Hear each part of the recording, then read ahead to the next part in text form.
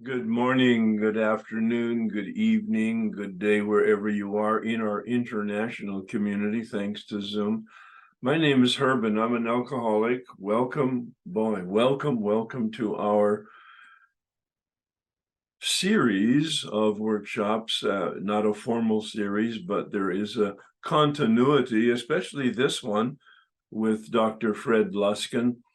And he is a clinical psychologist, PhD trained at Stanford, is a professor at Stanford, and did his PhD dissertation on forgiveness some probably 30 plus years ago, and then converted that dissertation into a book, many books actually. The primary book that this workshop is based on is Forgive for Good. Just as an aside, he also has another book, which is wonderfully supplemental to that book, called Forgive for Love. So I would recommend both books, but the first book, Forgive for Good, is quite frankly a must reading. If you're in a 12-step program, and I'm assuming that's mostly who's here, are some form of 12-step program, not just Alcoholics Anonymous, but one of the 1 or 200 12-step programs. My personal experience is that I did the steps out of the big book with a sponsor and a step guide, 2 different people, 4 different times over a 12-year period. And as a result of that, really ingraining that process into my very soul and having an experience of a very deep metamorphosis. I'm going to use that word because I like the monarch butterfly model. I had to die to myself like the butterfly does in the chrysalis, and then emerge with a lot of struggle to become a monarch butterfly. Not that I'm a butterfly, but that would be the last thing people would call me. But thank you, Rainey. But the model is just wonderful. And it's a deep, rigorous transformation. The way I talk about spiritual awakening comes out of Appendix 2 in the big book. And it's a change in the way we think and feel and behave. Hear that, though. A radical change in the way we think, feel, and behave. That's pretty complete. And it's done to us, grace, not by us, but not without us. Meaning our effort and our willingness to stay gently pressed up against the process. I'm using my words very carefully. These are not random words. These are chosen precisely to describe gentle. There's no violence here. Lean into the spirit. That's a ambiguous term, meant to be ambiguous. God as I don't understand it. I try to avoid too many spiritual terms, especially the word God, because there's a lot of resistance and or misinformation about that, and I don't need to unpack that right now. So I use the word spirit, whatever that life force is. Lean gently into the spirit. And there is some magnetic force. This is my experience. That then, as we lean into the force, that magnetic energy draws us forward. Bill saw it in the big book and he said, after the 9th step, be careful, don't rest on your laurels. What does he mean by that? A laurel was a wreath that was placed on the Romans and the Greeks back in the day for accomplishment, whether that was in literature or theatrics or art or athletics. If you won the competition, they put a wreath on, and you could wear that in the village for weeks and get all the praise, adulation, and money that went with it. All right. But he says, so don't rest on your laurels. Don't rest on yesterday's accomplishments. Don't rest on yesterday's efforts. We're not cured. We have a daily reprieve. These are key words. I'm going to do a workshop on the best kept secrets in the rooms, the 12-step rooms, on December 2nd, which will unpack an awful lot of what I'm talking about right now with regard to the step process.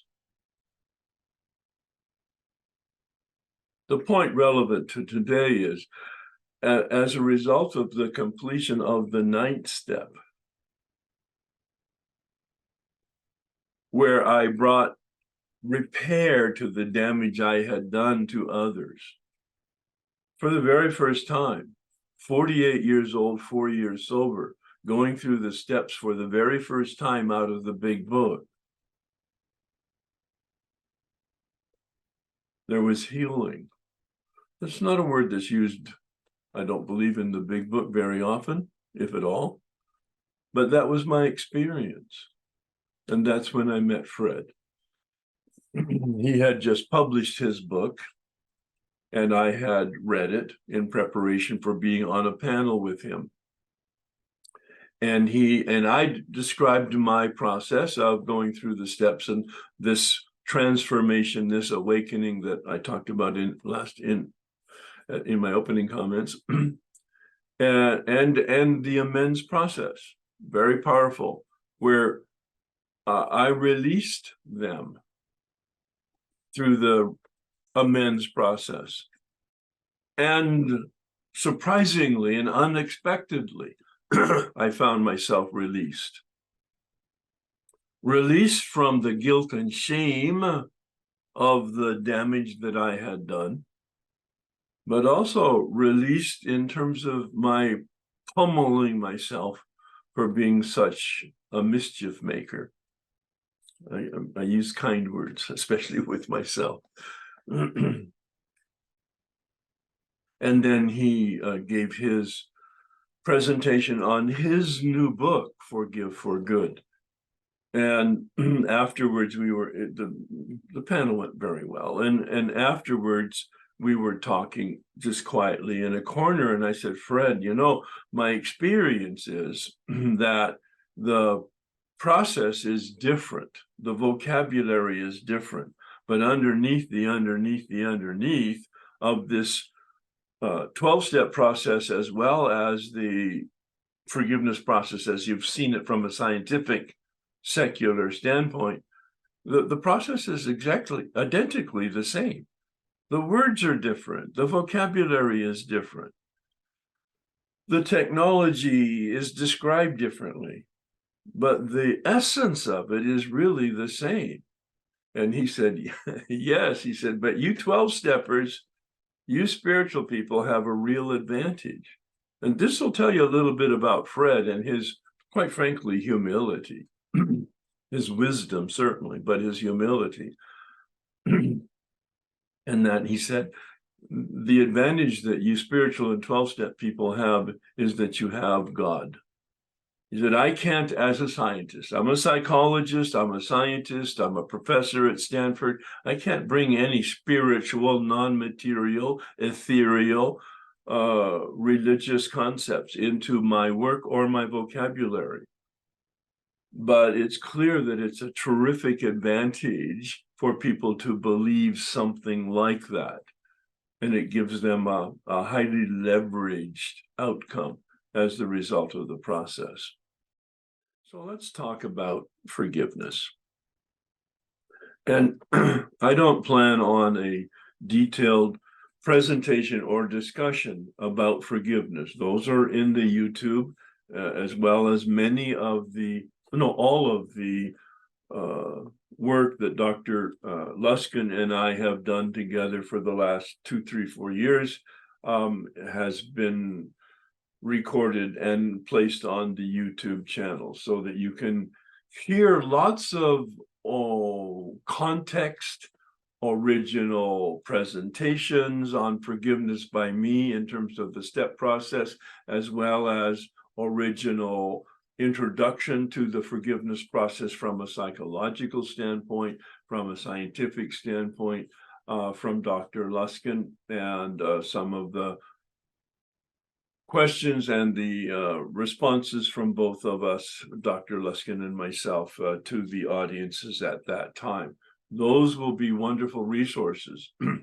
Also, Dr. Luskin has his own YouTube work, and so don't overlook that as a resource for some incredible, helpful information for yourself.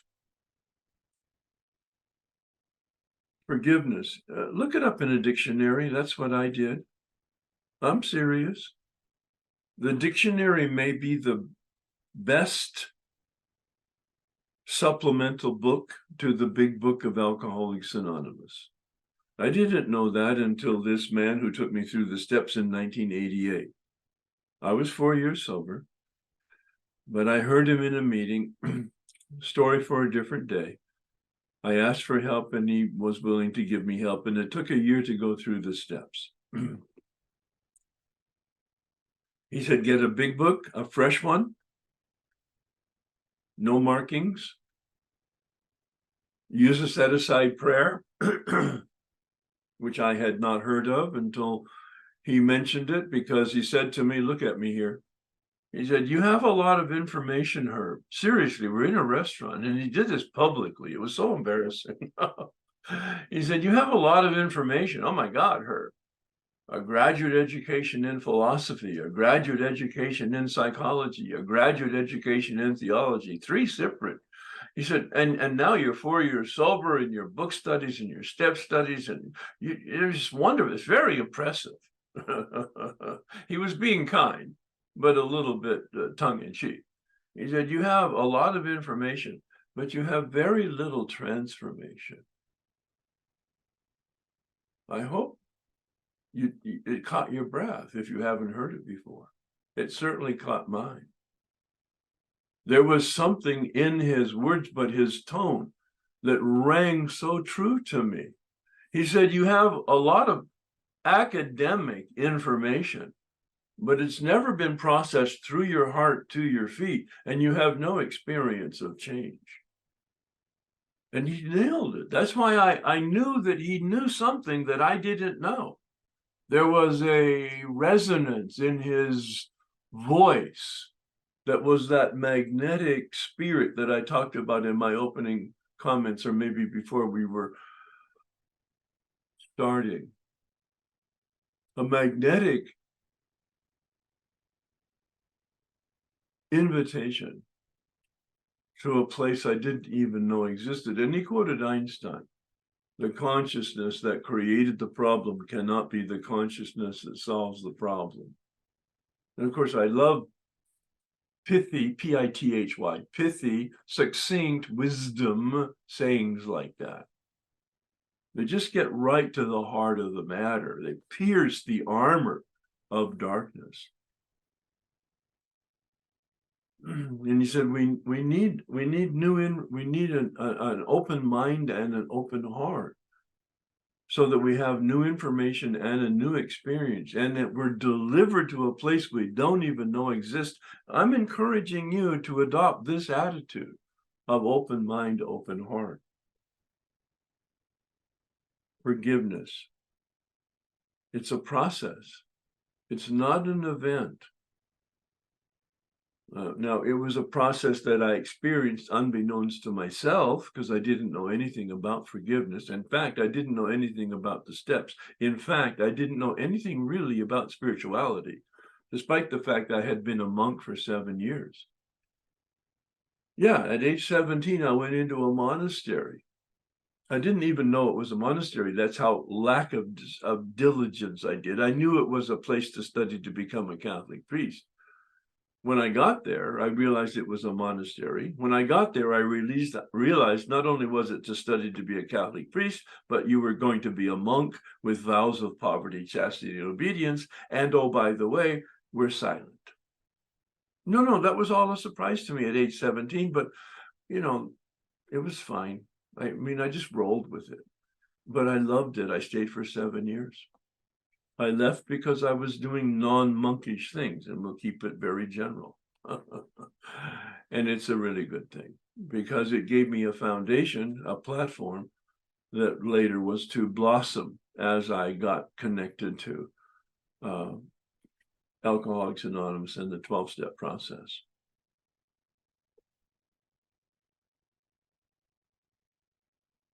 I thawed out for those first 4 years.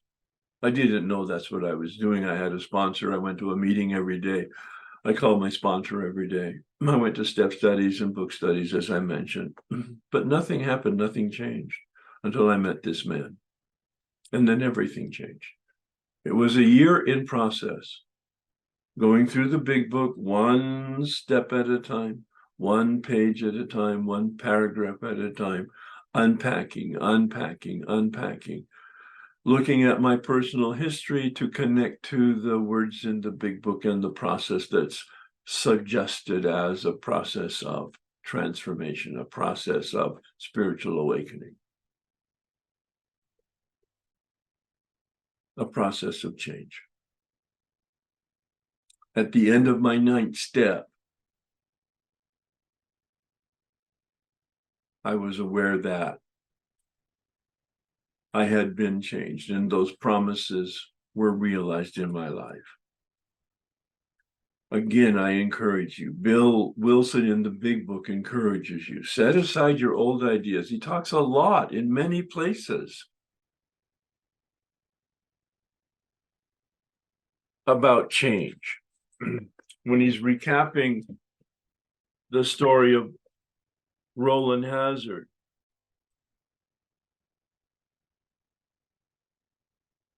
vital spiritual experience, page 27. Phenomena, the nature of huge emotional displacements and rearrangements. Ideas, emotions, and attitudes which were once the guiding forces of the lives of these men are suddenly cast to one side, and a completely new set of conceptions and motives begin to dominate them. He calls it an emotional rearrangement.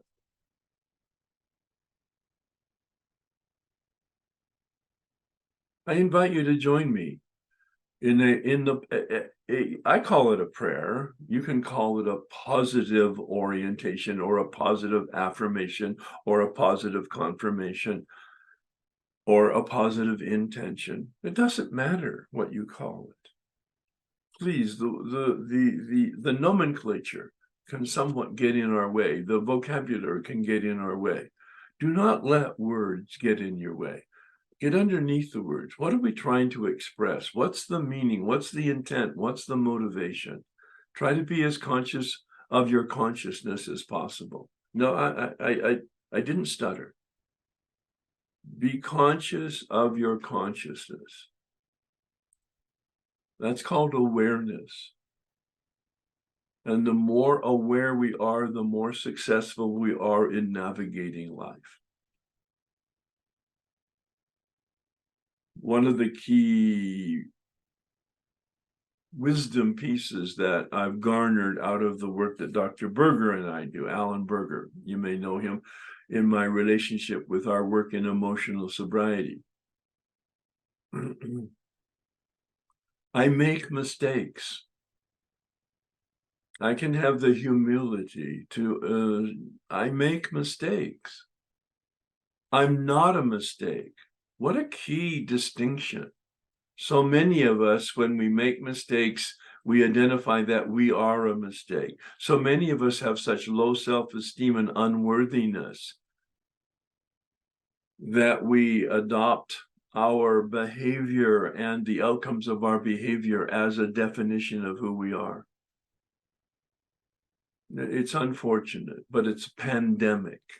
Most of us are now very unfortunately familiar with that word pandemic as the result of the COVID experience. Low self-esteem, that unworthiness, that lack of sense of personal worth or value is just pandemic. I'm not a mistake. I make mistakes and I can correct mistakes to the extent that I'm conscious. I can identify that I made a mistake and that I can course correct. The total point of step 10 is the invitation to correct mistakes. I call it course correction. It's my tool of GPS. You get in your car, you know where you want to go. It's your car, you know how to drive, but you don't know how to get there. So you put your address in the GPS that you want to go, and then you listen and you follow the direction. Go south, turn right, make a U-turn. And if you follow the directions carefully, you get to where you're going. GPS. And I heard it in a meeting. It's not original with me, but I plagiarize where I think it will be helpful to you. GPS, God Positioning System. I want to be in harmony with reality. I suffer because I'm at cross purposes with reality. This is your third step. A decision to turn from what to what? From my self-centeredness to being in alignment with reality as it is. These are very relevant comments to the forgiveness process. Forgiveness is dealing with reality as it is. Byron Katie comes from her experience, not from religion, not from psychology, not from therapy, not from 12-step. She comes from her own experience. Loving What Is the name of her book. It's a fabulous book after you've done the steps, maybe before, because it'll help crack the code. But she has this great phrase. You talk about these succinct, pithy phrases, wisdom phrases. Reality is reality, but only 100% of the time. I hope you wrote it down or you're thinking about it if you've never heard it before. It'll change your life. This is what emotional sobriety is about. Seeing reality as immutable, non-negotiable. It is what it is. And it's my reaction to reality that determines the quality of my life. My reactions to reality. Reality doesn't change. If you attempt to change reality, it will crush you. These are wonderful concepts that help us navigate life and have a quality of life. The suggestion is, and Bill says it in the appendix too, doesn't he? Honesty, open-mindedness, and willingness. I've changed the words around a little bit to get the acronym HOW. How, H-O-W. This is how it works. Honesty, chapter 5, that page 58, it's all about rigorous honesty, open-mindedness, and willingness. From my standpoint, the key is willingness. Just the willingness to have an open mind, the willingness to get direction, the willingness to take some action, the willingness to correct when in fact I've made a mistake. Please join me in this plea for an open mind. You see, I can be willing to have an open mind, but what I realized is that I don't even know what an open mind and open heart means. I'm attached to my ideas. I'm attached to my knowledge. I'm attached to my experience in ways that I'm not even aware of. So this is a plea to the spirit of the universe to bring the crowbar. Yeah, I love the image. To bring the crowbar. And deliver me to a place that I don't know exists and I've never experienced. It's not hyperbole for this process. Spirit of the universe, please set aside everything that I think I know about myself, the process of forgiveness and the path to freedom. Keep in mind, that's the goal here. Freedom. My freedom, their freedom. Their freedom, my freedom. There's a reciprocal relationship there. For an open mind and a new experience with myself, the process of forgiveness, and especially the path of freedom.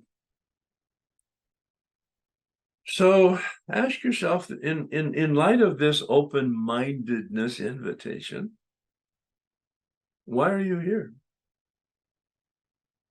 I mean, it's Saturday. It's a beautiful day out, at least here in Southern California. Saturday morning, Saturday afternoon, wherever you are. You paid some money. You took some time. Here you are, now listening to me and eventually to Fred. Why? Check your, what do you need? What do you think you need? What's the suffering that you have? That's a superficial question by my standards.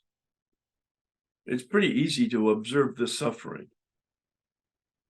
The external suffering, slings and arrows from the outside, or the internal sufferings that you're very aware of. But a much better question is, what's the source of your suffering? This is what the big book talks about, doesn't it? The exact nature. That's the introduction to step 4. Doesn't he wants us to take a look at resentments and fear and dishonesty. All right, those are the external feelings that we have, external not to us, but external to our consciousness. But then he says, so underneath, what's going on? What's your beliefs? What are your motives? What are your expectations? What are your principles that you are operating on, or principles that you're not operating on, which is the source of your suffering? This was better inventory than any that I met in the monastery. 7 years of silence, lots of teachers, lots of retreats. And never once did I get underneath. It was all mostly superficial. I was young, and I don't believe that the particular teachers were particularly wise. I've gone through a forgiveness process about that. What's the source of my suffering? This is so key to forgiveness. The source of your suffering. Do I hold them responsible for my current suffering? That was my conscious awareness at age 48, 4 years sober. My mother, my father, the seminary, all 4 bosses, my wife, certainly. Those were the 8 reasons that I was unhappy. Do you continue to blame? Blame them and yourself. Of course, you're responsible for your life. You may not know that yet if you haven't done step 4 through 9 out of the big book with somebody who has experience. That's a lot of a big sentence with lots of qualifiers, but I mean it, every word that I just said.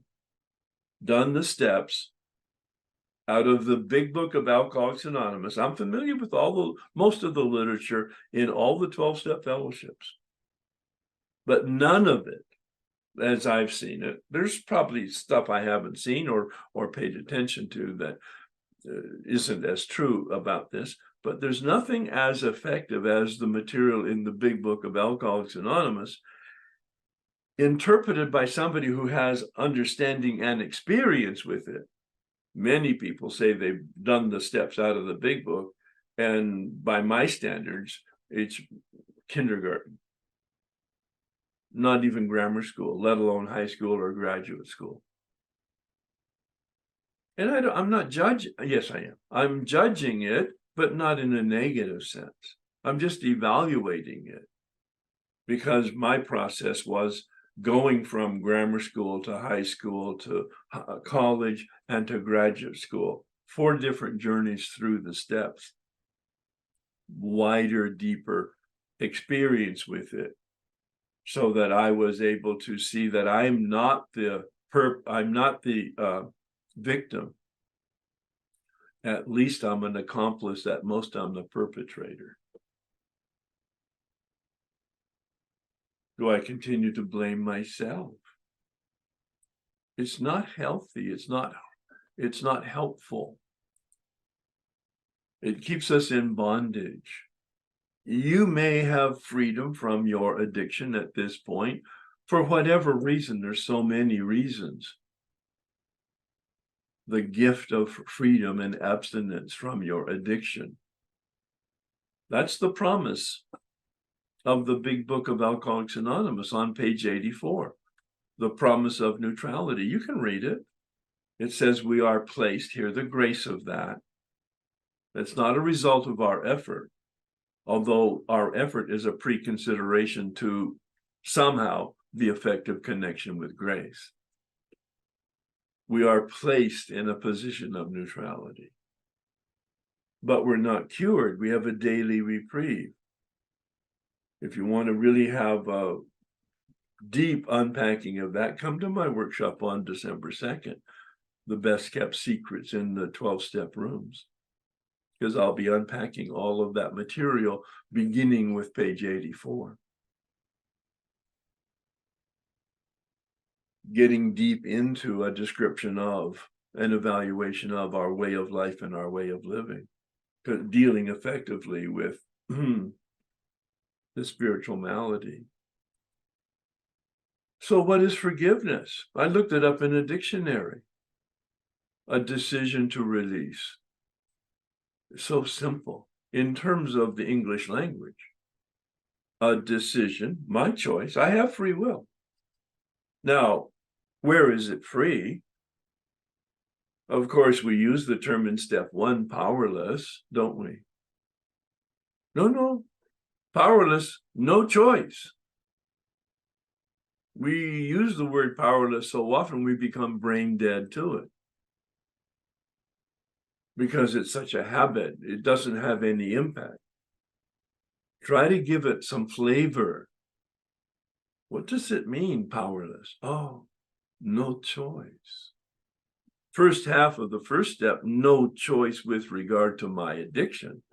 But second half of the first step, the best kept secret, unmanageability. No choice. No choice of my will over my will. It's kind of tricky, very sophisticated, kind of subtle, but Bill had the insight. At the end of page 62, he says, selfishness, self-centeredness is the root of the problem, and we can't even reduce it much by wishing or trying on our own power.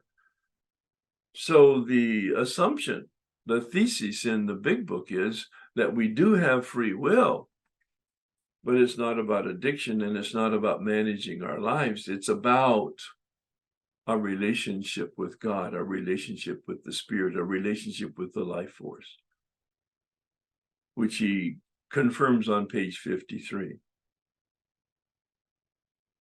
Chapter 4, God is or God isn't, what is your choice?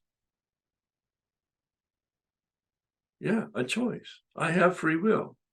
I can choose the light or I can choose the darkness.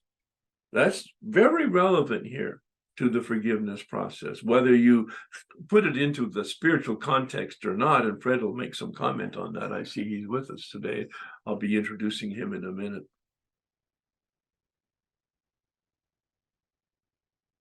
Choosing the light or the darkness. This is a metaphor I'm using in the last couple of years very effectively for myself.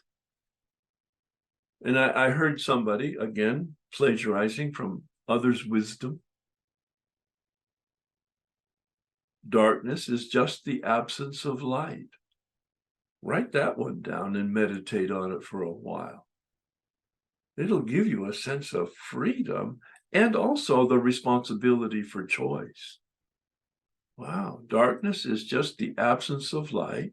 So if I have shadows, all I need to do is introduce a little light. Well, that's what step 10 is all about, isn't it? Walking more toward the light and getting out of the shadow of our self-will. I've gone out of alignment with reality, and what I need to do is figure out, so what is reality, so that I can be back in alignment with it, and that will be a prayer, and that will be a conversation. The tools of the 10th step. So that I can have freedom But notice pathetic Herbie here. He's still a victim in a jail that he self-imposed. I hope you hear it. There's no ceiling, there's no walls, there's no floor here. There's just pathetic Herbie. Yes, this was me at 4 years of sobriety, clutching the bars of the story that I had created until I was able to see the myth, the lie of the story, and release the bars. A combination of willingness and grace. I was delivered to a place I didn't even know existed by a process I didn't even know how to do, and yet I got on the other side, looking back. Question: do you really want a sense of well-being if you don't have it? I've had a sense of well-being now for 35 years, ever since I did this work.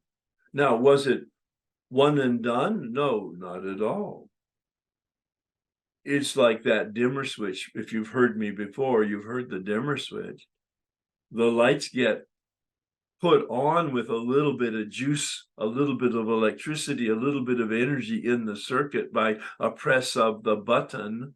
But then when I turn the wheel of the dimmer switch, the lights get brighter because there's more juice, there's more electricity, there's more energy introduced into the system, and therefore there's more light, there's more power. And good news from at least the metaphor that I use for my life is that I'm in relationship with infinite light. Therefore, on a daily basis, the dimmer switch gets pushed a notch up and a little bit of light and a little bit of light until the accumulated light allows me to see that I didn't see. And I'm in relationship with infinite light, so the adventure is infinite. Do you want to be free of your negativity? This most of the comments that Fred will give us are going to be about self-forgiveness. And this is the release of the negativity that you have, a turning to the light, a turning away from negativity and the darkness to the positivity. It's a choice. Most of us don't know that we have a choice. And if you don't know that you have a choice, you don't have it.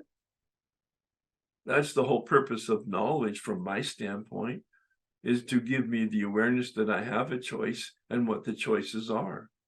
Forgiveness is a process, a decision to release them, and paradoxically, the experience of being released. Well, you've heard it in the Lord's Prayer, right? The Our Father, written probably around 30 or 50 AD.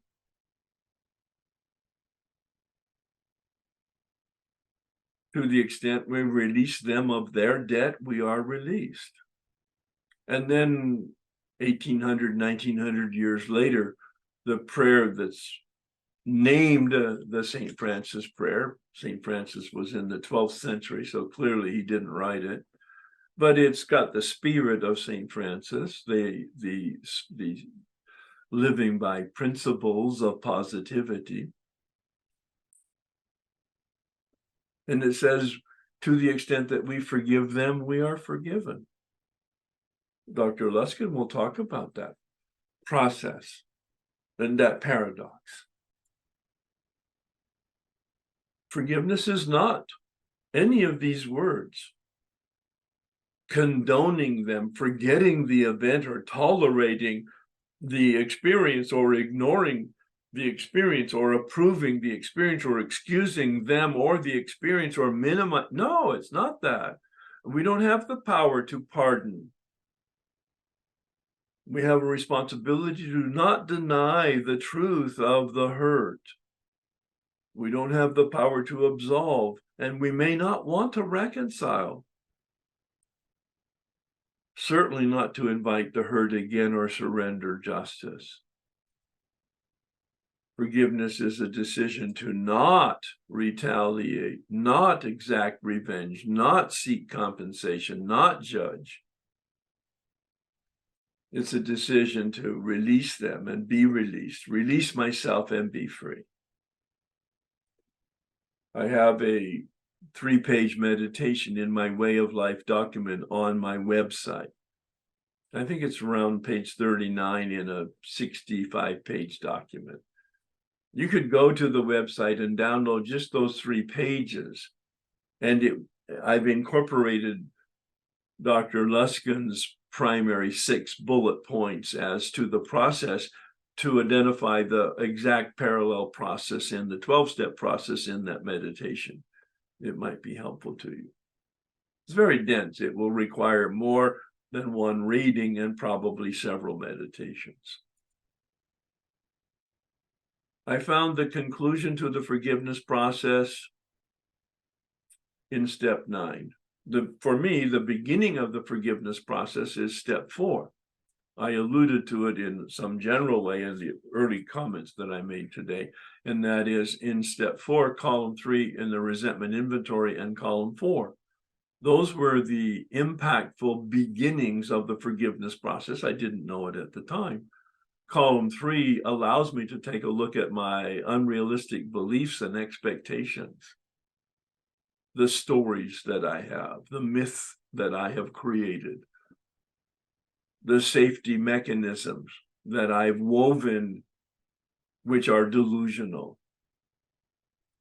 And then the 4th step that blows it, the 4th column that blows it all up, to see the truth of the lie, to see my role and my responsibility, not for the event, not for the person and their actions, no, not at all, but to make a distinction. Circumstances and people and actions of others and results of external events are just what they are, reality as it manifests. But it's my reaction to it in the 4th column, my reaction to it. I don't have a part in my resentment. No, you hear it in the meetings. What's your part? That's not in the big book, by the way. It asks us what our role and responsibility is in different terms. I'm using different language. What's my role and my responsibility in generating this resentment? What's the benefit or value to me for generating and holding this resentment? That was the beginning of my spiritual awakening, because I saw that I was 100% responsible for my resentment. I didn't have a part. I had the whole thing. It was very confrontive and very embarrassing. Part of it embarrassing of the truth, but part of it was that I'd never seen it. Years of therapy, years of self-reflection in the monastery, years of an effort to be a better person, and never once, even having a hint of mint, a glimpse at the truth. 48 years old and beginning to wake up. Eventually, I got the gratitude for it and the humility of it. Coming to the 9th step, to repair that damage that we've done, was the conclusion to the forgiveness process. Describing the harm to the person as I see it, but then asking them, is there anything else that I didn't mention because I didn't see it? I don't know that I don't know. So I ask others, can you give me any information about the harms that I have not mentioned? And I suggest the ways that I bring justice to them by repairing the damage. It's a suggestion. I don't tell them what they need. I ask them what they want. Are there any other actions that I could take to attempt to balance the scale, staying with the justice metaphor, to balance the scale? I can't undo history, but I can take actions today that will bring healing to them. And I didn't know this, paradoxically bring healing to me.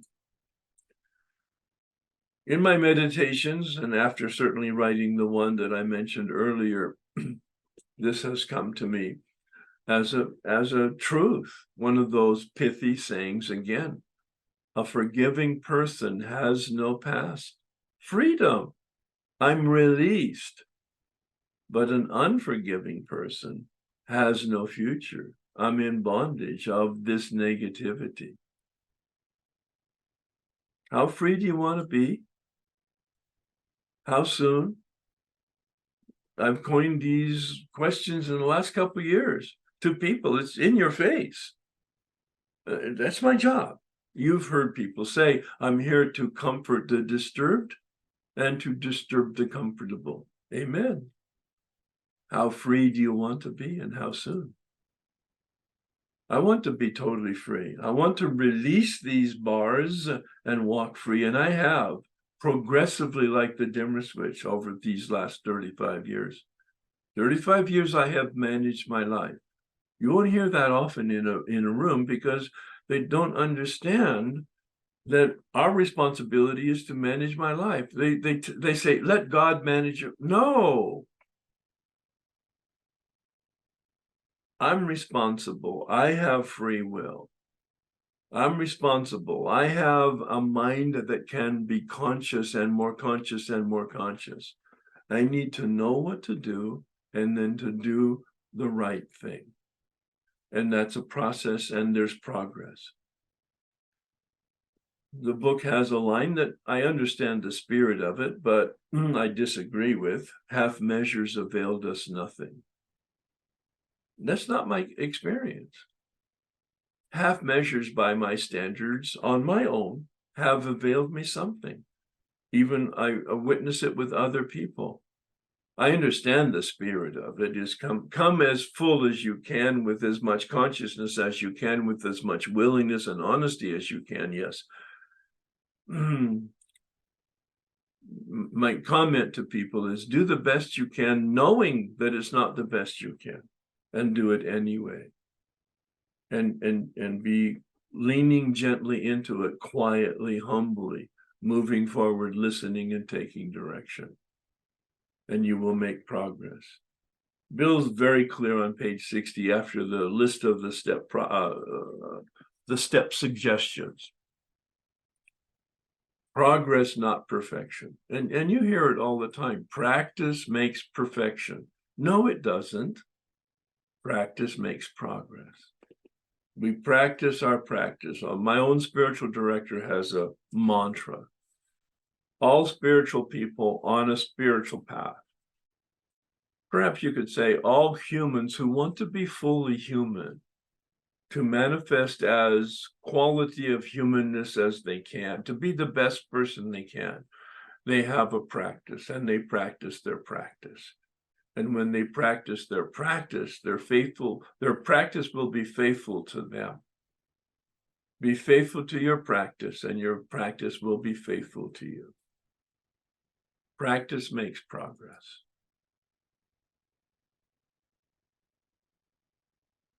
There's a daily practice here, a commitment to intentional consciousness. That's the whole point of steps 10, 11, and 12, isn't it? Bill calls it our way of life, our way of living. He doesn't talk about a gratitude list, but the sophistication of psychology over the last 100 years has given us a very distinct suggestion of being positive through being grateful. I ask people to make a gratitude list, asking them to add one thing they're grateful for each day, but never repeating it. Well, after 30 to 60 days of putting down unique recognitions of gratitude, you need to be quite creative, and that's the direction of the dimmer switch. A growth toward the light in positivity, looking creatively for what you're grateful for. And prayer, a positive attitude toward life. Reducing defects and increasing virtue. Meditation, my favorite subject. I'll give more workshops on meditation than I will on anything else. And you'll see that from the YouTube recordings, because I need guidance. It doesn't matter how you construct meditation and the motivation for it. It does matter that you do it. I need to know what to do, and then I need the power to do it. And the step 12 is all about helpfulness, being helpful, intentional compassion. The single most important action, I believe, in human development or spiritual development is accountability, having a partner or partners that you're transparent with, that will be the mirror that will reflect back to you the truth. Accountability for your commitments to your life. Accountability for the practices of your practice. I'm going to stop here and invite Dr. Luskin. There he is, patiently. Fred, I introduced you at the beginning. I'm not sure that you were here to hear that in terms of our original connection 30 or 40 years ago, just about when your book came out, and a little bit about that. But you're welcome to introduce yourself in any way you want, and talk more specifically about the self-forgiveness, which is really the topic of today. I think I've given a panoramic context for it. Nice to see you, Herb. Thank you. Always nice. Hello, everyone. It's nice for me to watch Herb's use of the 12-step stuff. I mean, to me, it's all the same. It's like there's one something that speaks differently to each of us, but it's the same source. And we get into a lot of trouble when we start arguing about it, about whose source is best, and and whose interpretation of that source is best. It doesn't lead to much positivity. Um, I have my own slides, and I often don't show slides, but I figured I'd show our slide on the steps to self-forgiveness, and then Herb can send it to anybody who wants it. Our forgiveness project has done that. You know, one of the things that I'm not going to use the word deepened, but solidified some of my thinking on self-forgiveness was I was a intern almost 30 years ago at a veterans hospital in New York. And before you get your license, you have to spend 2 years doing therapy or whatever at established places. So I did one of those years at a VA hospital, and for about a third of my time, I was in drug and alcohol treatment groups for veterans. And just about everybody there had to use the 12 steps. It was about half of the groups were inpatient and about half of them were outpatient. And I didn't know very much about the 12-step programs at all. And but what struck me, I mean, again, and my awareness was mostly parenthetical, was the idea of making amends. And a lot of the stuff on forgiveness that I read was really weak because it didn't include making amends. It didn't include the responsibility that I believe we all have for cleaning up our messes.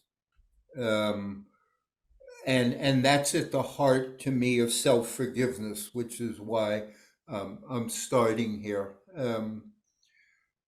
But I met all these veterans, and most of them at that point, I don't know, this was the very late 80s.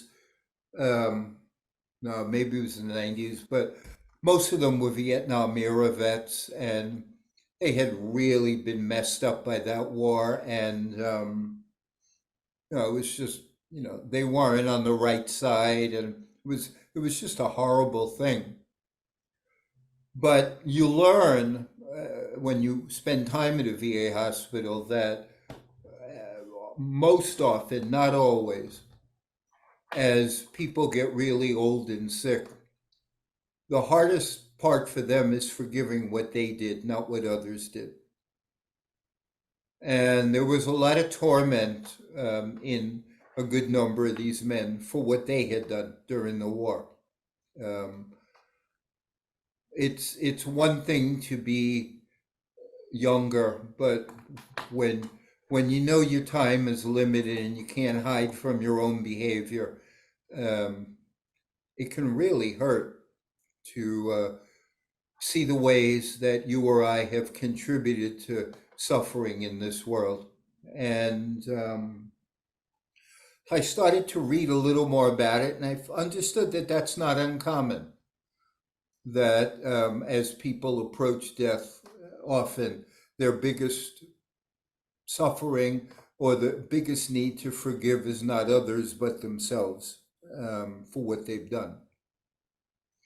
And the place that I was educated was on the making amends piece, because um, I had to fit it into my thinking. I had to accommodate that idea into my understanding, which was very much beginning then, about forgiveness. And I saw after not that long that making amends is and was the essence of self forgiveness. Like it really, I don't know how to put this without sounding like both obnoxious and I guess obnoxious, is it really doesn't matter how you feel. I mean, yes, it matters for a while. If you've done harm or you've done harm by omission, so your partner comes home and they've had a terrible day and they really want to speak to you and they need support, and you're too tired or grouchy or busy and you blow them off. That's some degree, that's harshness by omission. You don't really do anything terrible. Um, but the problem is not that you feel bad about it. That's the most trivial piece. That's the information piece. Oh, I feel bad. Okay, fine. The deepest question is, what are you going to do about it? And the 12-step programs, more than anything, helped me solidify what I now know to be the heart of self-forgiveness. It's one, apologize, two, make it right if you can. And everything else is trivial. And it's weird because I'm a psychotherapist, and psychotherapists are supposed to, like, oh, isn't that terrible how bad you feel? And I think to myself, isn't that trivial how bad you feel? What it is, you have to do something. And what I see even more is this is a privilege to be alive here. And like we're given some opportunity, which I don't understand, um, to be part of this experience on this world for a modest period of time. And as you reach the end of this time, or whenever you become conscious, it's really a good idea, again, to clean up whatever messes you've made. So if you lied to people, clean it up. Tell them you're sorry. See what you can do to make it right. If you cheated on your partner, do something. If you weren't the best parent, Take care of somebody else's kid. Go volunteer to read in a school. Do something. Like, we don't recognize that we have, I'm going to say, a kind of energetic responsibility to this creation. And when we take and don't give back, we've created an imbalance.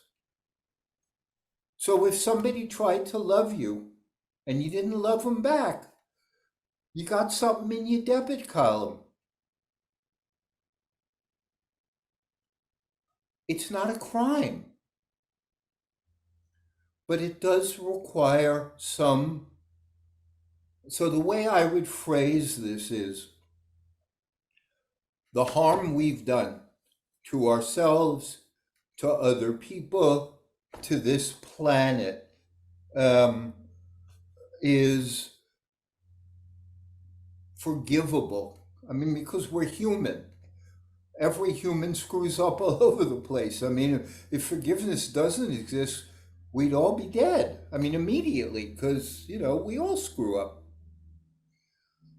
But we have an opportunity to forgive ourselves when we've done what we can to repair the damage. And then there's absolutely no need for self-attack. Until you've repaired the damage, self-attack makes sense. Hey, buddy, pay attention. You lied. You screwed up. You didn't listen. You made the wrong decision. You drank too much. You were a moron, whatever. It's true. So the self-attack serves a purpose to alert you to the problem so you can do what's needed to clean it up. And then there's absolutely no need anymore for self-attack. That's when self-forgiveness can be granted. Almost unequivocally. So let's just say, I was a bad partner to somebody. And that was 20 years ago. And I really was a bad partner. There's no bullshit here. And I feel bad about it. Well, the feeling bad is just to remind me that, Fred, you got some work left to do. It has no meaning in and of itself at all, except as a signpost. Okay, Fred, pay attention. 20 years ago, you harmed the world by being a crappy partner. Like, that's just true. You did it. Now, again, since there's millions and millions of crappy partners running around, don't make it too big a deal, but you did it. And you were a crappy partner. So take a crappy partner number at the crappy partner deli counter, but take your number. But, okay, so 20 years ago, well, let's say you didn't do your best. So if that person's still around in some way, seek them out if you can. This is all making amends. Admit what you did. Tell them you're sorry. See what you can do. And if there's nothing you can do because they are in a good relationship or they've forgotten your name, or even if they still hate you, it doesn't matter. You can make amends to who's ever in your life now. If you screwed up a relationship 20 years ago and there's nothing left to clean up, then make sure you don't do it again. This is like 101. In your current relationship, don't do anything that reminds you of when you screwed up your last one. Maybe even overdo it. You can even tell your partner, I was a shithead for the 3 people before you. So I'm going to be extra nice to you. You got the gold mine, because I was crappy and I owe the world. I owe the infinite energy of this world payback. I do. But that's what make amends is. You owe. And whether you feel good or bad, who cares? But when you've apologized, a sincere apology without all this bullshit about, well, you were a bad partner too, and so that's why I was a bad partner, and you lied, so I lied, all the nonsense that we do instead of really apologizing. You want to really apologize, which it's my bad. You were no piece of work, but it was my bad. Like, it took a lot of effort to stay with you, and I stayed, and I sucked. Apology is my bad. It hurt you. I make that link. You don't have to make it. I make that link. My bad behavior harmed you. That's the essence of apology. My bad behavior harmed you. That's the core of it. No excuses, no extenuating circumstances. My bad behavior harmed you. Again, doesn't make me a criminal. I just didn't do right. I'm sorry for that. I'm sorry that my bad behavior harmed you. That's what an apology is. Now, if the person wants to spend 4 hours agreeing with you that you're a terrible human being, you don't have to sit there and listen for 4 hours. That's their stuff. They may have anger problems, but you owe a sincere apology, sincere. And you need to take some shit for a few minutes if you really did bad. And then you figure out, is there anything I can do? Is there anything I can do? Do I have to, call somebody that saw us together and tell them it really was my fault? Like, do you need me to support your version of reality? Because that's one thing you can do to make it right. Do I need, if it was an ex-husband or wife, do I need to tell the kids that it was really me and not you? Do you need that? What are your amends for real? Now, again, no crime. And just because you've done some bad things, we all have, it doesn't make us bad people. We just do bad things. And then once you've made it clear with the person, you try to see, is there anything else you can do in this world to make it right? So maybe you make a commitment to yourself that the next half a dozen people that I tell about my ex, I inform them that I screwed up, and I try to teach them what it was that I learned not to do. There you go. You've made the world a better place. It's not terrible. But you can then tell, some people, hey, this is what I did. Bad information, bad decisions. Don't do it. When Mickey Mantle was dying 30 years ago, give or take, and he had been one of the best ball players in the history of baseball and had, done remarkable things considering that he was drunk most of the time. And I have a friend, it was quite funny I think it was funny. When we were talking like in the early 2000s, and baseball was having a real problem because people like Barry Bonds were shooting themselves up with steroids so they could break records, and they were lying about it. And, they completely disregarded any of the ethics of the game.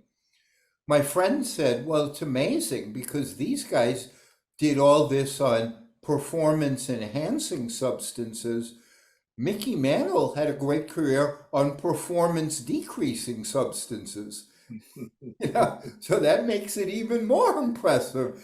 The guy was drunk all the time. He still hit 500 home runs. Anyway, he got a liver transplant at the end of his life because he had blown out his liver through drinking. And there was some controversy about whether he should have been put to the head of the line, and who knows, maybe he was, maybe he wasn't. But he spent whatever time he had left after that liver transplant trying to get across to young people, do not make the life decisions that I made. He made a video right before he died that played on the center field um, stadium like screen, enormous screen in Yankee Stadium.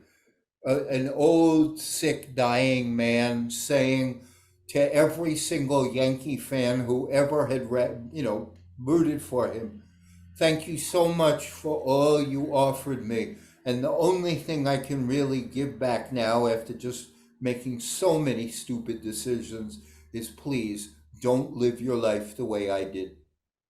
Because I can tell you it ain't worth it." So that's making amends. That he cleaned the slate so he could die free.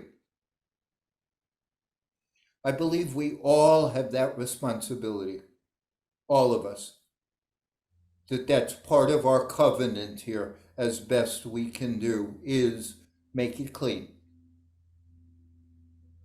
We don't get the platform that Mickey Mantle did, but we have the opportunity to be honest about our failings and to try to help where we can.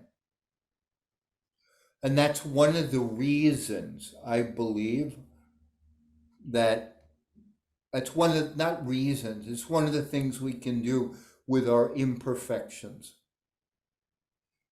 is you can share them and help people from making the same stupid choices. So self-forgiveness is this release from our burden of holding on to our bad behavior and our bad thoughts. And we can release that unconditionally when we've done what we can to make it right. And it's not mostly an affective thing, feeling right.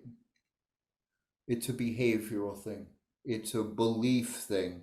It's an attitude thing. Our feelings tend, unfortunately, to get in the way.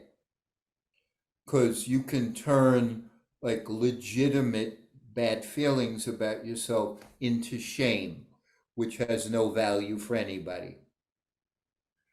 I've learned as a therapist to distinguish, and I'm sure you all know this being in the 12-step world, that, guilt is quite useful. Shame is not so useful.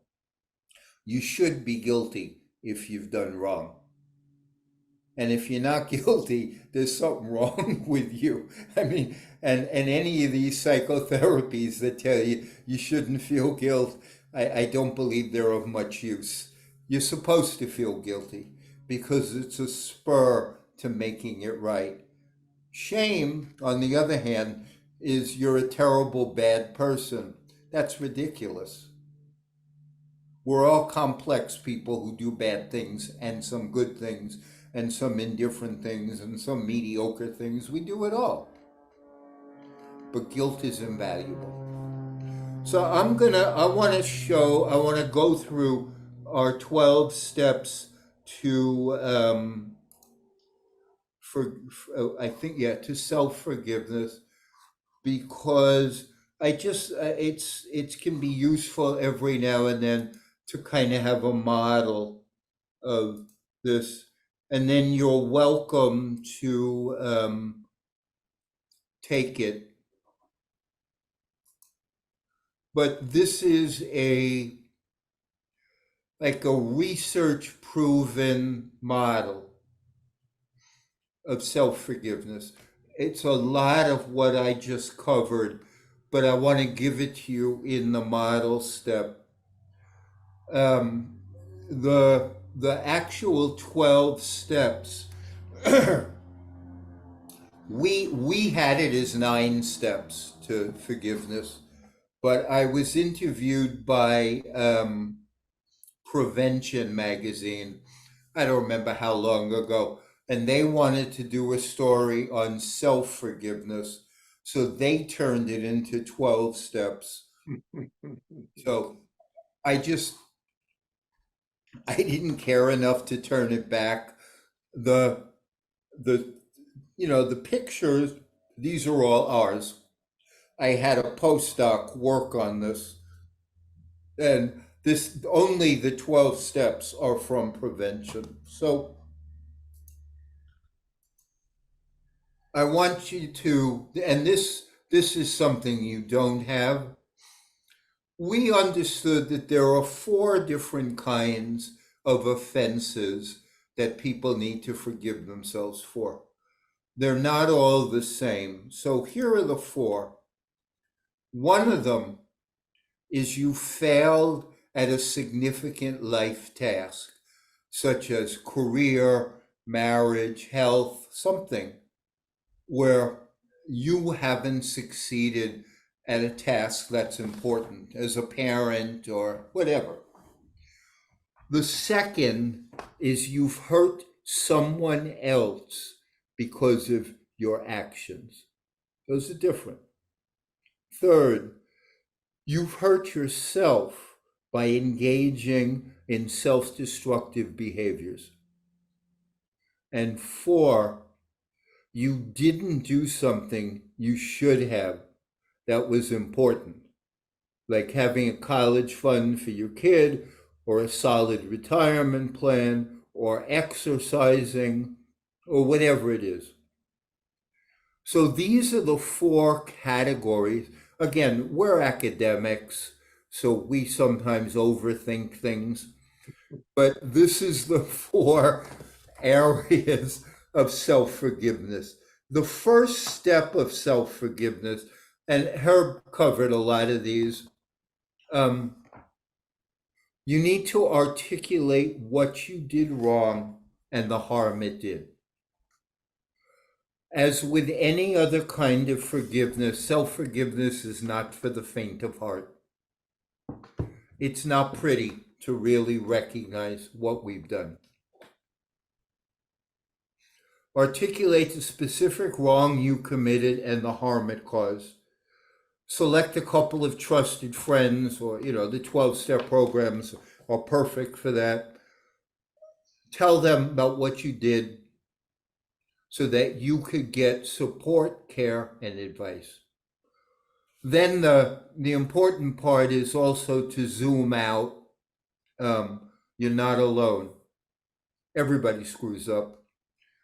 And that being honest about what you've done helps keep you away from denial, suppression, repression, and simply forgetting. So the first step of self-forgiveness is honesty. What did you do? Who did it harm? The second step is to remind yourself of what you want. So you don't necessarily have to patch things up with somebody else, because you may not be able to. You may not be able to get the job that you turned down 20 years ago because you were drunk. Some things can't be changed. But what you want is to get rid of the shame, release the blame, and find freedom from the past. It also, through that, allows you to feel the calm, peaceful wholeness at the center of your being. And just like Herb, I can't teach this without meditation. Unless you and I can connect with that calm, peaceful wholeness at the center of our being, we have no place to anchor ourselves for forgiveness to take root. That is simply a painful reality. We need some connection to our center. to be able to touch the place that knows both we need for self-forgiveness and we can receive it. So let me just stop for a 2 minute like meditation practice, because I do whenever I teach. But these are the good moments for that. So if you would just be willing to just sit quietly, close your eyes, and just please, give me 2, 3 minutes.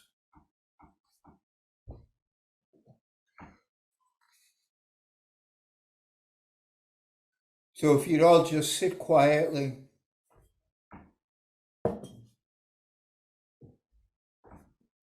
bring your attention inward.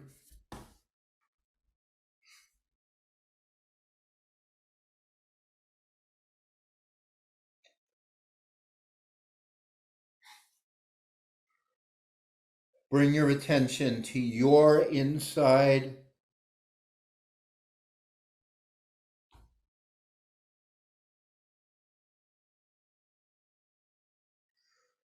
And just please gentle your breathing, soften your belly, relax your shoulders.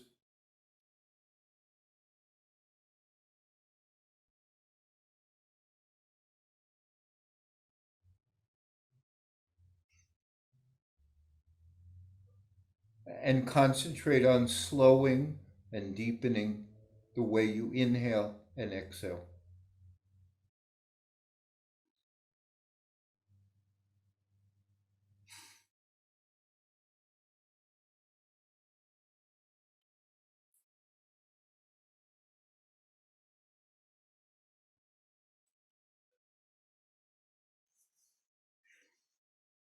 And when you inhale, please make sure your abdomen expands outward.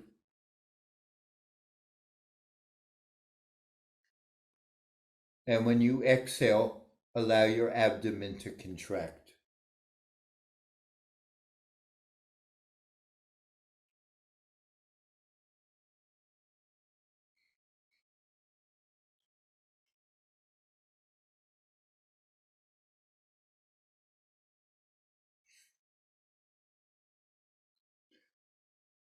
It's really, really important to have enough safety and trust that you can breathe without tightening your belly.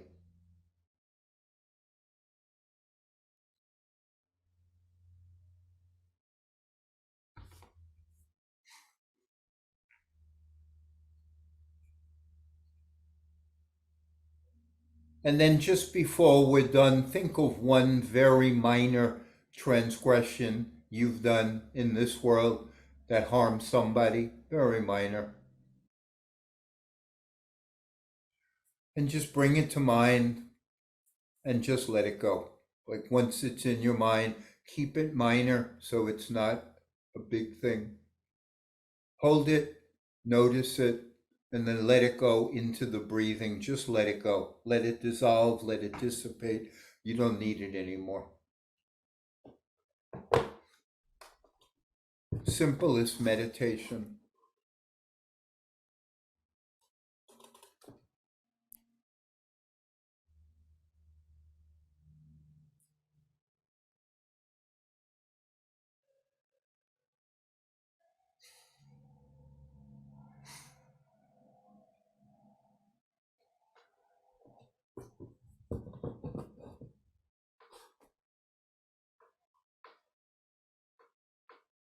And then when that's finished, take a breath, gently open your eyes, and just sit quietly for 10 seconds, and I will start again.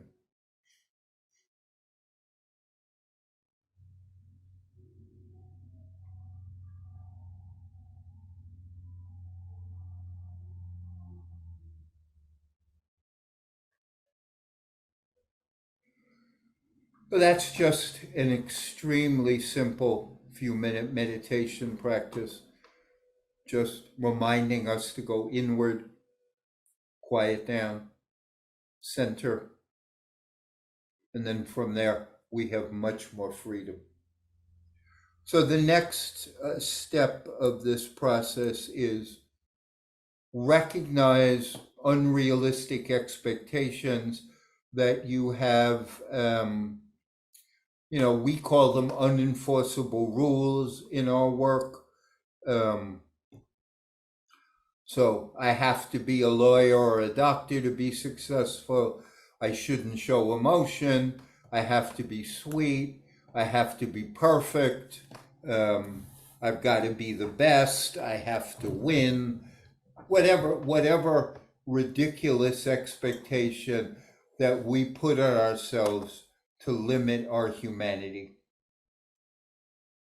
Because being a human being is messy, and being a flawed human being is messy, and there's no way around that. We have to have some capacity to accept our flawed humanity. Within that flawed humanity, when we stray, we need to observe it, grieve it, do something about it, and let it go. Because all the self-punishment is not going to make us perfect or even more anything. But it's a process of acknowledging, doing something about it, and releasing.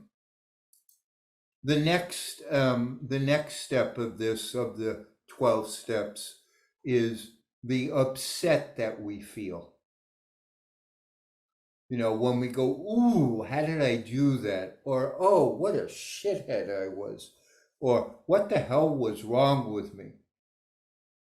That's just stress.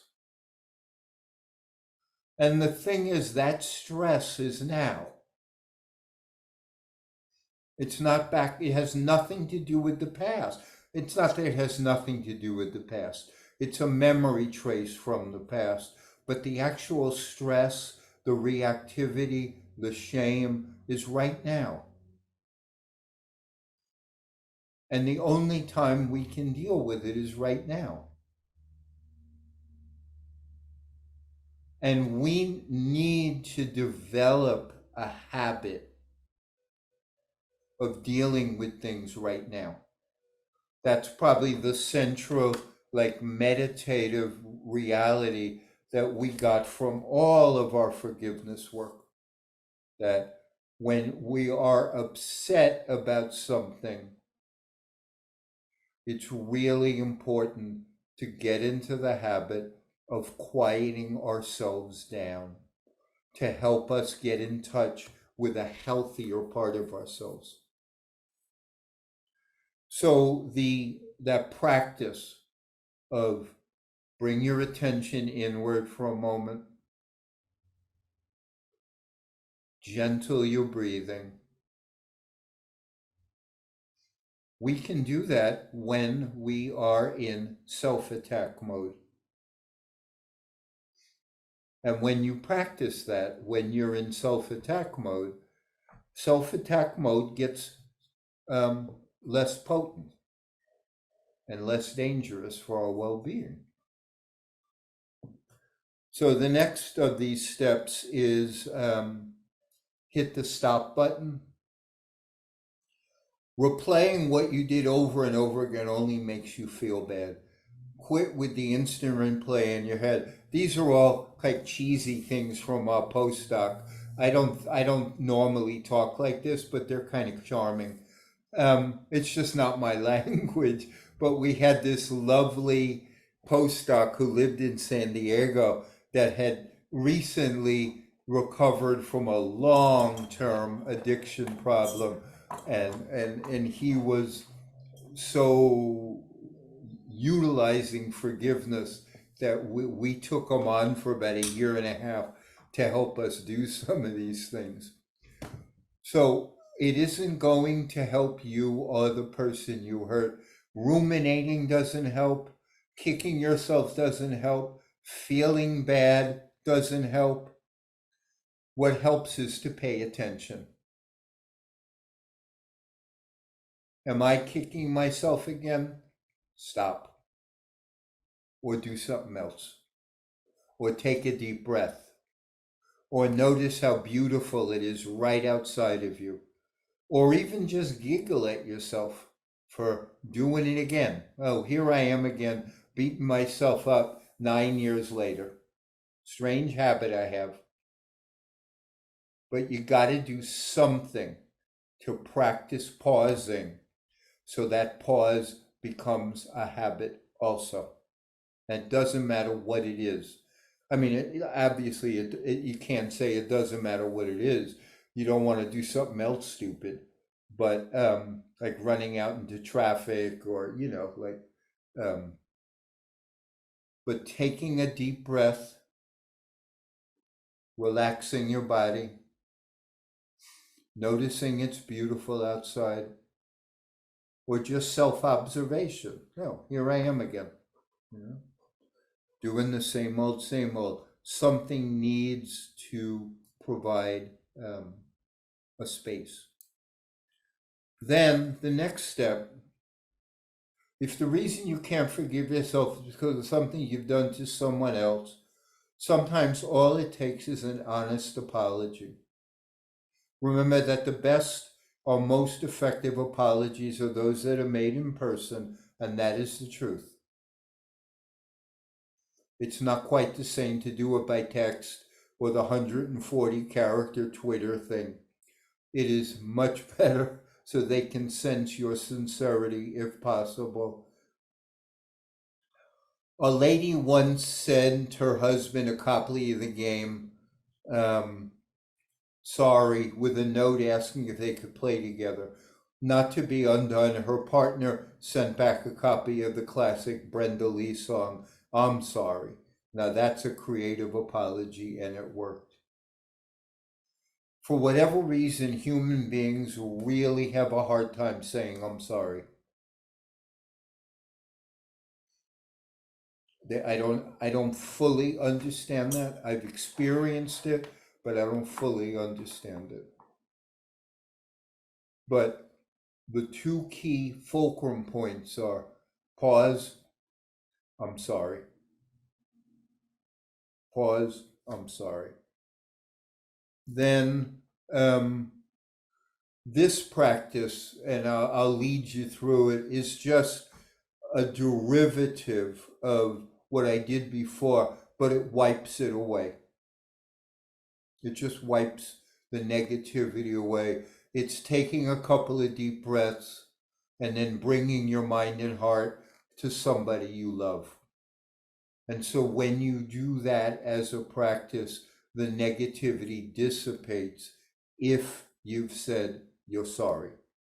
So let me do one more short meditation practice with you all, which is please once again close your eyes. The same not long practice. These are not long meditation. Please close your eyes.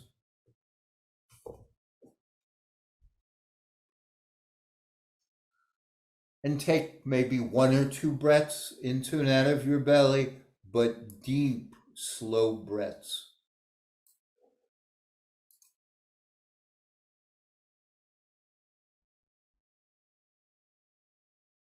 And then bring to your mind's eye something that you are not happy with about your past behavior. Bring to your mind's eye something that you have done, or it doesn't have to be done, maybe even just a series of repetitive negative thoughts about somebody. So every time you see somebody, you want to hurt them and you're not happy with that. Bring something to your mind's eye that you have done where you're not pleased with it. And bring it enough to your mind's eye that you feel in your body some tug from not being happy with your own behavior.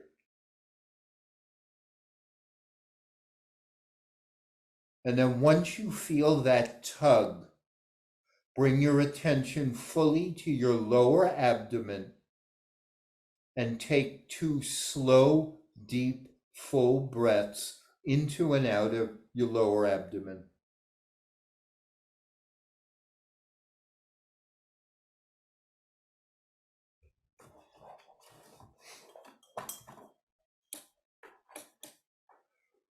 2 slow, full, deep breaths into and out of your lower abdomen.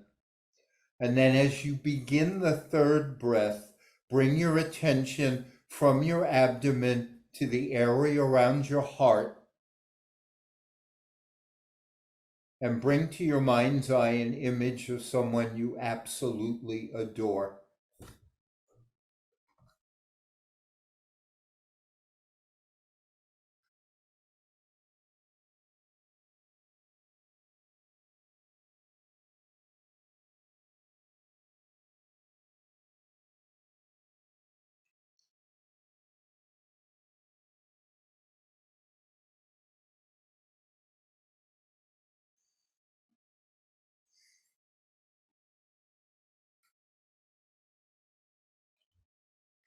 And feel that positivity in the area around your heart.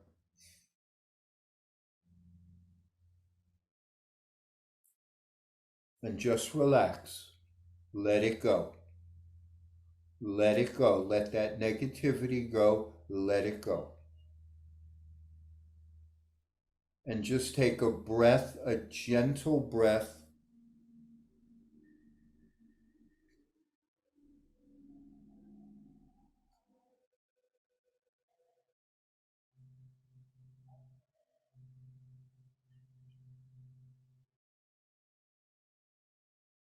And then open your eyes.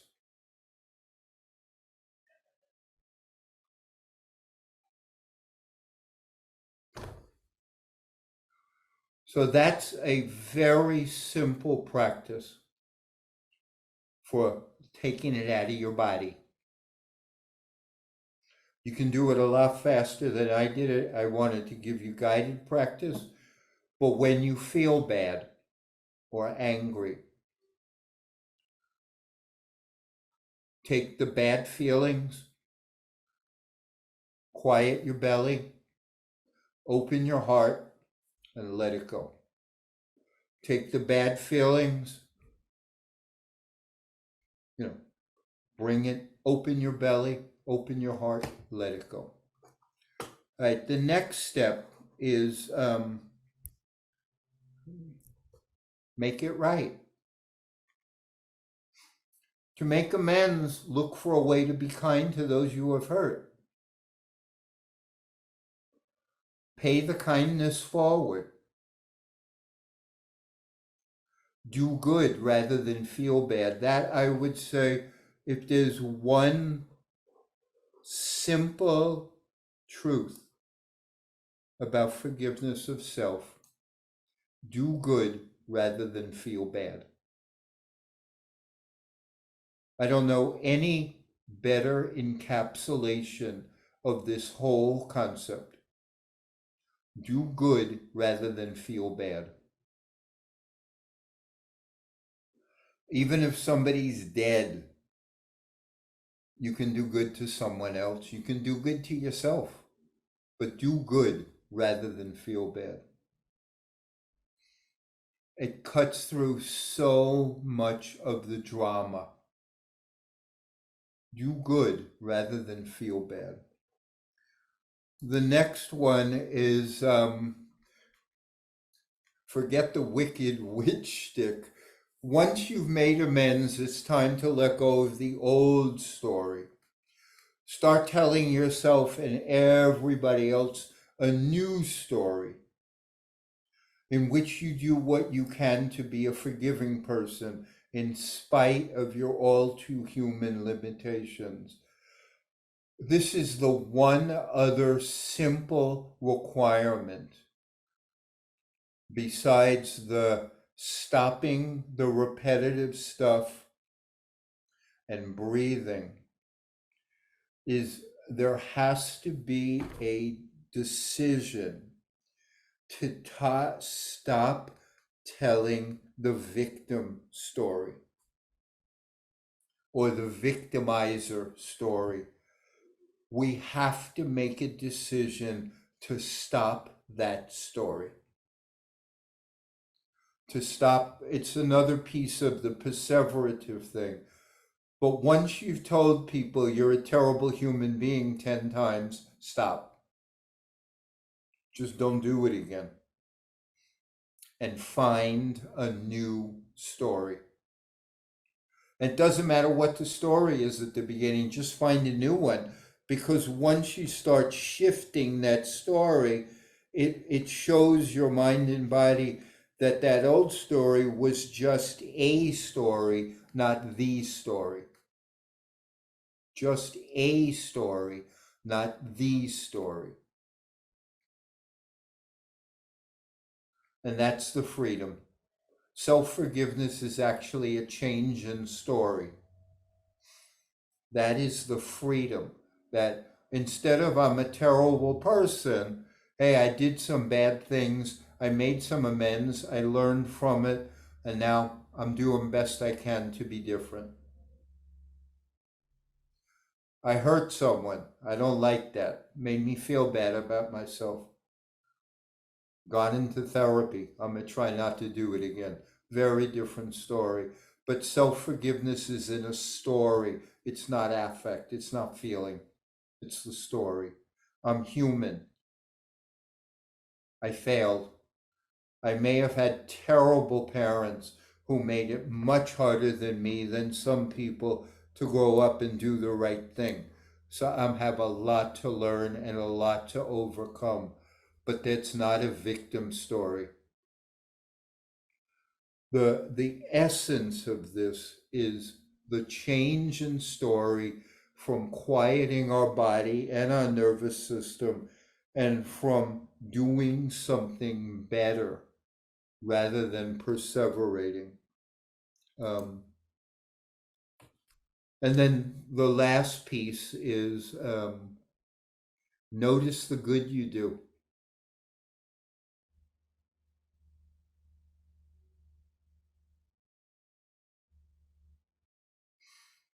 Instead of just focusing on what you do wrong, also focus on what you do right.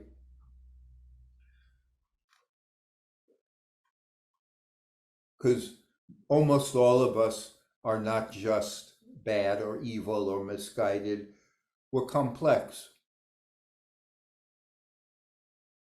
And you want to keep your heart open to yourself too. And the last slide is um,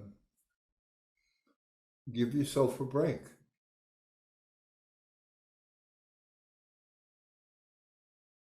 And that has a lot to do with the past and the present of gratitude. You know, just look at this beautiful world you've given a chance to inhabit. You know, once you're trying to break free of shame, it's really nice to check out what a beautiful world you've been given a chance to inhabit, and that until you kick the bucket, you have a chance to do better. That's a nice thing. You know, go to the supermarket, realize how much stuff you can buy. Go to a hospital and realize how lucky you are right now that you're not there, and recognize one day you probably will be there. When you see people driving well, say thank you instead of complaining when they don't. If you have a significant other who can still tolerate you, that's amazing. Give them thanks. Because you are a royal pain in the ass, like we all are. And it is really, really good to see what a pain in the ass we are. A forgivable, lovable pain in the ass, but we are a pain in the ass. And if somebody can tolerate us for whatever number of years, what an amazing thing. And that's how you let go of your like real harsh negativity towards yourself. It's a practice, it's an attitude, but it's a willingness to live in a nicer world inside. That's really what it is. it's a willingness to live in a nicer world, one which isn't so dominated by our failures. Anyway, it's 12 o'clock. I need to get on the road. Um, I appreciate your inviting me, Herb, to do this. I think I told you that we're at the beginning of writing a book on forgiveness for people in recovery. So it's nice for me to, to just be part of this for a little while. Um, and I thank you very much. I thank those of you who are in the little squares that I can see for showing up. And I do hope you learn something about self-forgiveness. It's a really important life practice. Wonderful, Fred. I always enjoy our coming together. It's never, of course, enough time for us, especially with the folks. I'm hearing that you need to go, but you're welcome to stay as long as you can. And I will stay on the call for a while to hear people's questions and or comments and or experiences. So you're welcome to respond when they ask questions. People can raise their hands through the reaction icon at the bottom, and I'll call on you in the order of your raised hands. Fred, thank you again, and I'm assuming that you're open to periodically Oh, have again. I was hoping so. I Yeah, mean, it's a nice thing once or twice a year to just remind everybody of forgiveness. It's yeah, right. Herb, you and I know it's central to any kind of spiritual life. You can't Right. do it without. Correct. And it's not that complicated, as you so wonderfully invite us into this pause and just reframe it. Exactly. Yeah, yeah, yeah. It takes a little bit of effort and some humility. Well, and I think that was the point that you were making with that comment about perspective and not taking yourself so seriously. It was the humility part, and it's a kind of a challenging word, and until you really see that actually all it is the acceptance of reality as it is. Mine, I'm pathetic. And the world, and it is just what it is, and I am going to do the best I can, and I'm awkward. Thank you, Herb. We'll meet again, I hope. Well, let's pray the well, I mentioned the St. Francis prayer. I think I have it in my slides. Let's see if we can pray that together. It's the litmus test of your spirituality. There we go. And I call it the prayer for freedom. It's the authentic description of the turnaround from the darkness to the light. Listen to it as that process and the promise of the turnaround. Spirit of the universe, make me a channel of your peace, that where there is hatred, I may bring love, that where there is wrong, I may bring the spirit of forgiveness, that where there is discord, I may bring harmony, that where there is error, I may bring truth, that where there is doubt, I may bring faith, that where there is despair, I may bring hope, that where there are shadows, I may bring light, that where there is sadness, I may bring joy. Listen to the turnaround, but listen to the promise and listen to the process. Grant that I seek rather to comfort than to be comforted, to understand than to be understood, to love than to be loved.